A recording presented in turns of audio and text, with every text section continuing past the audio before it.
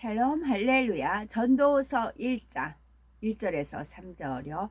다윗의 아들 예루살렘 왕 전도자의 말씀이라. 전도자가 이르되 헛되고 헛되며 헛되고 헛되니 모든 것이 헛되도다. 해 아래에서 수고하는 모든 수고가 사람에게 무엇이 유익한가? 제목은 영원한 것을 위하여입니다. 이스라엘의 솔로몬 왕은 하나님께 전무후무한 지혜를 받아서 정치, 경제, 군사, 외교 등 모든 면에서 이스라엘 역사상 유례를 찾아볼 수 없는 번영을 누렸지요. 막강한 군사력을 보유하며 주변 나라들로부터 조공받을 정도로 부강했고 백성들은 바닷가에 모래같이 많았습니다. 그런데 그가 말년에 여호와의 율법을 어기고 이방 여인들이 가지고 온 각종 우상을 섬기며 우상을 숭배하며 산당까지 지어 주었지요. 이에 하나님의 진노가 임하여 솔로몬의 아들 대에 가서는 나라가 남북으로 분열되고 말았습니다. 다윗을 이어 이스라엘 왕위에 오른 솔로몬은 백성들과 함께 기브온 산당에서 하나님께 일천 번제를 드렸죠. 하나님을 향한 사랑과 하나님을 향한 헌신으로 1000번이나 번제를 드린 것입니다. 하나님께서 얼마나 기쁘셨던지 솔로몬의 꿈에 나타나 내가 네게 무엇을 줄고 너는 구하라 말씀하십니다. 과연 솔로몬 왕은 무엇을 구했을까요? 그는 자기 장수나 자기 부귀 영화를 구한 것이 아니라 한 나라의 왕으로서 수많은 백성을 재판할 수 있는 지혜로운 마음을 구했지요. 그러자 하나님께서는 크게 기뻐하시며 그에게 지혜는 물론이요 부귀 영화까지 보너스로 주십니다. 열왕기상 4장 29, 30절에 하나님이 솔로몬에게 지혜와 총명을 심히 많이 주시고 또 넓은 마음을 주시되 바닷가에 모래같이 하시니 솔로몬의 지혜가 동양 모든 사람의 지혜와 애굽의 모든 지혜보다 뛰어난지라 말씀한 대로 많은 왕이 솔로몬의 지혜를 들으려고 찾아왔지요. 이러한 지혜와 막강한 국력을 기반으로 솔로몬 왕은 주변 지역을 정복해 가고 7년에 걸쳐 하나님의 성전을 완공합니다. 이를 매우 기뻐하신 하나님께서는 솔로몬에게 다시 나타나 약속하시지요. 열왕기상 9장 4절 5절 네가 만일 네 아비 다윗의 행함같이 마음을 온전히 하고 바르게 하여 내 앞에서 행하며 내가 네게 명한 대로 온갖 것을 순종하여 나의 법도와 율례를 지키면 내가 네 아비 다윗에게 허하여 이르기를 이스라엘 위에 오를 사람이 네게서 끊어지지 아니하리라 한 대로 너의 이스라엘의 왕위를 영원히 견고하게 하려니와 라고 말씀하셨습니다. 반대로 만일 그가 하나님의 계명과 법도를 지키지 않고 우상 숭배하면 이스라엘 나라에서 끊어버리며 모든 민족 가운데 속담거리와 이야기거리가 될 것이라고 말씀하셨지요. 솔로몬은 하나님의 지혜를 받아 40년 동안 이스라엘을 다스리며 엄청난 경제력과 군사력을 지닌 강대국으로 성장시켰습니다. 또한 하나님의 축복 가운데 통일 왕국을 다스리며 온갖 부귀 영화를 누렸지요.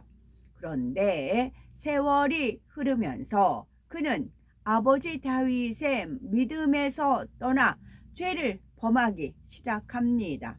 하나님께서 이스라엘 왕들에게 아내를 많이 두지 말 것을 말씀하셨지만 솔로몬은 후비와 빈장만 해도 무려 1000명을 두지요. 솔로몬 왕은 많은 이방 여인을 사랑했기에 그들이 섬기는 우상을 따라 섬겼으며 심지어 국고를 털어 곳곳에 이방 신당들을 세우는 일도 서슴지 않았습니다. 이처럼 솔로몬이 마음을 돌이켜 이스라엘의 하나님 여호와를 떠나 다른 신들을 섬겼으므로 하나님께서는 진노하십니다.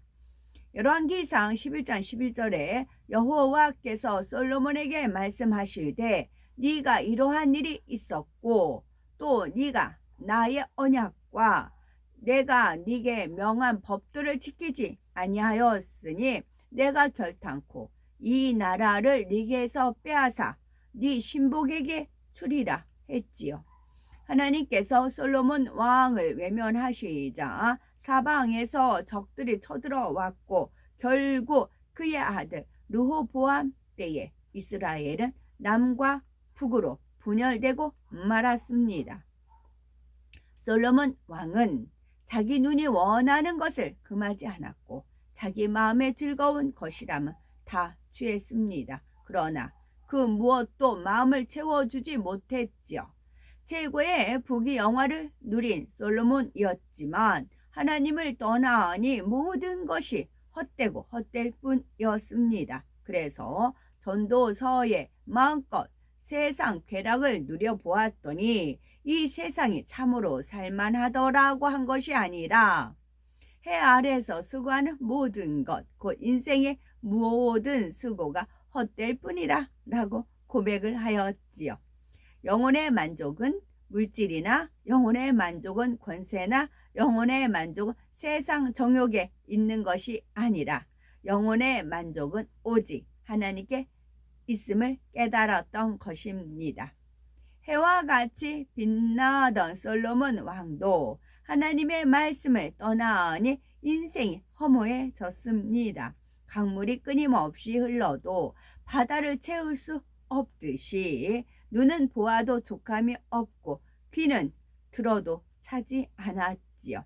사람이 아무리 많은 것을 취하며 자기 마음을 채우려 해도 소용이 없고 평생 수고하여 공로를 쌓아도 종국에는 죽음뿐이라는 것을 깨달았습니다. 지혜가 있고 학식이 높으며 명성을 날린 사람도 그 이름을 영원하지 않습니다. 그 이름이 영원하지 않습니다. 악인이나 선인이나 부자나 가난한 자나 결국에는 죽습니다. 평생을 수고하며 쌓은 것도 죽어서 한 주먹으로 돌아가 버리면 더 이상 누릴 수 없으니 헛될 뿐이지요. 그러니 인생이 마치 안개와 같고 그림자와 같다고 고백하는 것입니다. 이처럼 헛된 것을 체험한 솔로몬 왕은 말년에 이르러서야 인생의 참된 가치가 무엇인지 깊이 깨우치고 철저히 회개합니다. 그래서 자신이 기록한 전도서 12장 13, 14절에 일의 결국을 다 들었으니 하나님을 경외하고 그 명령을 지킬지어다. 이것이 사람의 본부이니라. 하나님은 모든 행위와 모든 은밀한 일을 선악간에 심판하시리라 교훈하였지요. 영원한 천국을 소유하려면 사람의 본분을 지켜야 한다는 것입니다. 성경에 기록된 하나님의 명령은 크게는 하라는 거, 하지 말라는 거, 버리라는 거, 지키라는 것으로 나눌 수가 있습니다. 이 말씀대로 순종하는 것이 곧 사람의 본분을 지키고 헛되지 않는 삶을 사는 것이라 할 수가 있지요.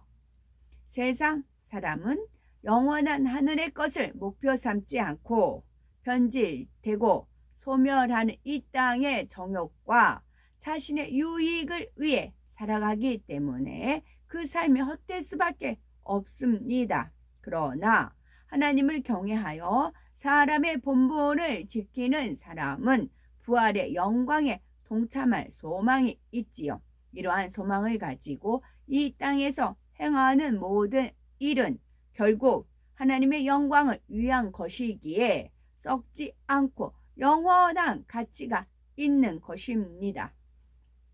사랑의 하나님께서는 우리가 주 안에서 수고하며 믿음으로 행한 모든 것을 하늘의 영원한 것으로 갚아주시는 분이십니다. 그러므로 이 세상을 사랑하여 향락과 물질과 명예에 현혹되는 것이 아니라 영원한 것을 위하여 자신의 사명을 잘 감당하는 지혜로운 우리가 되어야 되겠지요. 예수님께서는 어리석은 부자 비유를 통해 물질, 세상 위주의 삶이 얼마나 허무한지 깨우쳐 주셨습니다.